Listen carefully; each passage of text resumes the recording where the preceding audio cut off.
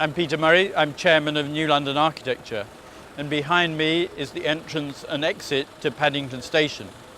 Every day, tens of thousands of commuters come in and out of the station, and this is the first view that people arriving from Heathrow and the Heathrow Express see of London, and it's a scandal. So something needs to be done.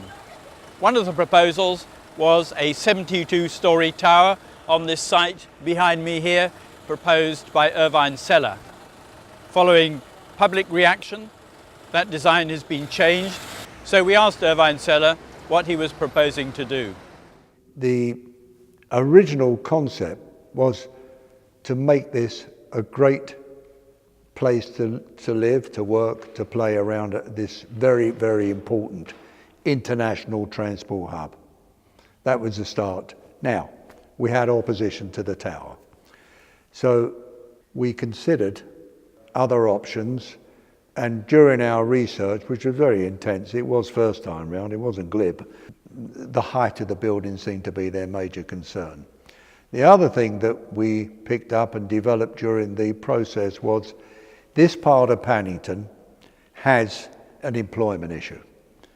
And I think to have first-class offices, unique offices, right in front of a transport hub is vital. It was a natural for us to consider a very unique, very special designed office building where you could be literally minutes from buses, tubes and trains. It's a cube, clearly recognizable, strong, crisp shape, but at the same time also gentle, the facade, the articulation of it.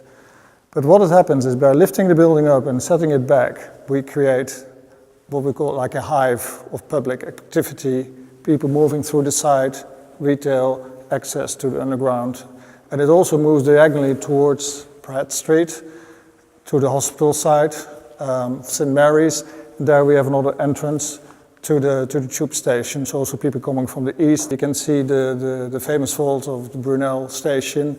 So it gives a much more recognizable identity of the station, because today it's hidden behind the current buildings and you just don't even know where it is. It's very difficult to find. So it will be a complete transformation of the site by doing that.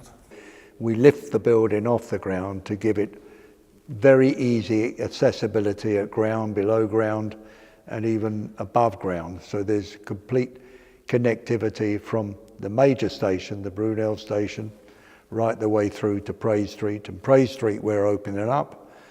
So I believe that what we're doing Praed Street will kickstart, well hopefully will kickstart some great retail within Praed Street. There's always traffic. It's not the typical commuter peak hour station. There is always people, so there's always activity. And so really we engage with that activity.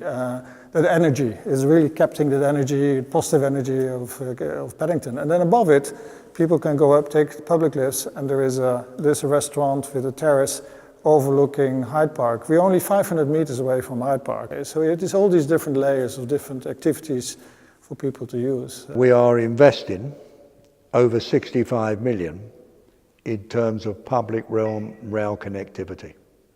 It's a big space. Overall, with all the connectivity, we have nearly like 1.3 acres. So you could say there's 1 acre of public space in Paddington created, which is quite special. We could even say that probably now we can open up the Pratt Street and the connectivity. Even at that level, we may have a better scheme out of it. We think we've got to call it the Paddington Cube. Some people like the fact that it's got an ice-like feature, so the ice cube will do. Some people say that's a cool name.